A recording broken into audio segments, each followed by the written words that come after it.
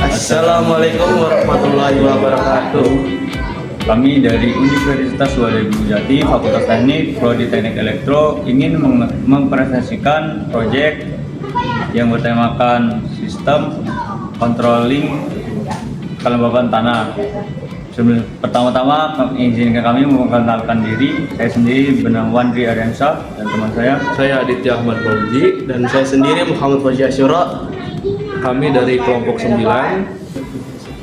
Alasan kami membuat proyek ini karena kelembaban tanah itu sangat penting bagi tumbuhan dan tidak banyak juga petani yang mengalami gagal panen gara-gara kelembaban tanah yang tidak sesuai.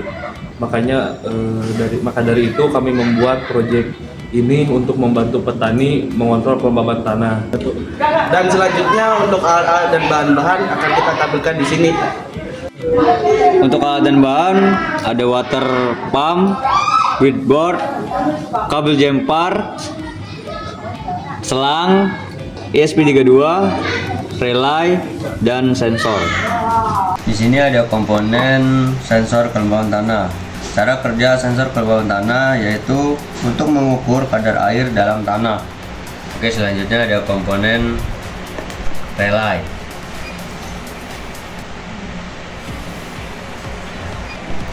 Relay ini digunakan untuk memutuskan aliran listrik atau bisa disebut saklar.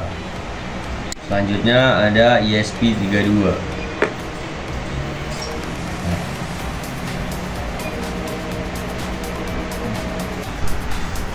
ESP32 ini adalah microcontroller yang kita gunakan. ESP32 ini berfungsi sebagai otak dari sistem yang kita gunakan dan juga sebagai penghubung sistem IoT dari alat yang kita buat ke handphone. Selanjutnya ke komponen water pump. Penggunaan komponen ini digunakan untuk mengalirkan air dan sistem penyiraman. Selanjutnya kita beralih ke billing. Sini kita menggunakan billing. Aplikasi billing ini digunakan untuk sistem IoT yang akan menampilkan data kelembapan tanah dan juga untuk menyalakan atau mematikan water pump. Nah, jadi ini untuk wiring diagram pemasangannya. Nah, kita mulai dari si sensornya dulu. Di sensor ini untuk yang kabel hitam atau ground ini kita sambungkan ke ground lagi di ESP32 nya. Kemudian untuk yang VCC yang tengah ini kita hubungkan ke VIN di SV. Kemudian untuk yang out nya yang warna kuning ini kita sambungkan ke pin 34 teman-teman, ke pin 34. Nah, kemudian untuk relaynya ini dari ground itu kita sambungkan ke groundnya lagi. Kemudian yang VCC nya juga kita sambungkan ke 3V3. Kemudian yang in-nya ini kita sambungkan ke pin D5. Nah, untuk yang outputannya ini di sini kita gunakan baterai untuk menyalakan si water pump-nya. Jadi dari positif baterai itu masuk dulu ke relay, masuk ke COM. Nah, kemudian dari relay itu kita gunakan yang NO. Nah, jadi gunakan yang NO untuk masuk ke si water pump-nya. Nah, kemudian untuk kabel yang negatif itu kita langsung terhubung ke negatif water pump-nya. Mungkin itu penjelasan dari wiring diagramnya. Nah, oke, di sini kita akan sedikit menjelaskan perihal codingannya, teman-teman. Nah, di sini ada paling atas ini ada definisi Blink. Ini tuh kita gunakan untuk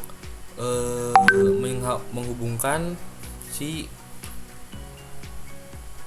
ESP32 dengan aplikasi Blink yang kita gunakan di handphone.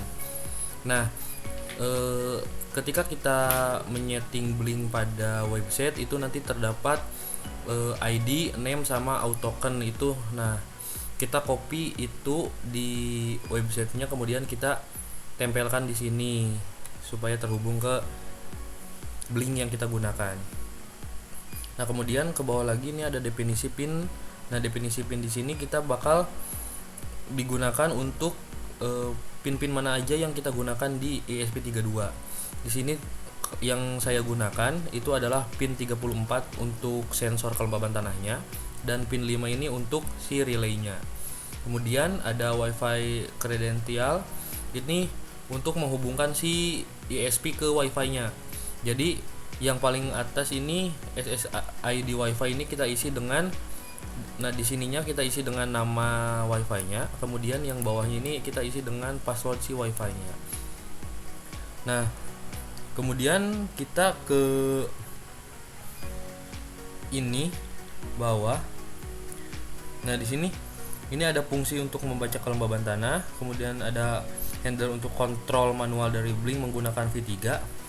Nah, ini tuh maksudnya untuk tombol on off-nya, teman-teman. Jadi tombol on off yang ada di aplikasi Blink itu nanti kita codingannya seperti ini.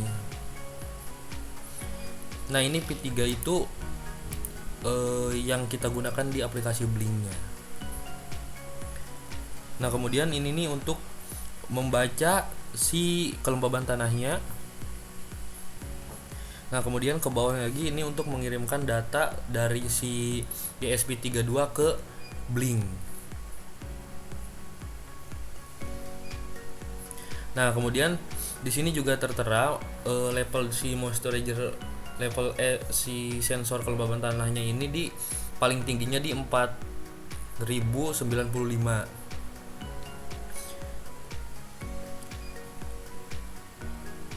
Nah, di sini ini adalah untuk mengirimkan ini ke Blink. Nah, jadi di sini kita mengirimkan ke Blink-nya itu melalui persentase. Jadi nilai yang ini nanti kita akan ubah ke persentase. Jadi nilai maksimum 4095 ini ketika di aplikasi Blink itu nanti bakal terteranya 100%. Nah, ini kan 100%, nanti tertera di aplikasi Blink-nya 100%. Nah, terus ini untuk yang ke bawah lagi untuk kontrol relay-nya. Nah, di sini jadi ini tuh untuk mengontrol si relay agar nyala dan mati dengan sendirinya. Nah, di sini kita nyeting bahwasannya si relay ini bakal on ketika kelembabannya ini di atas 1100.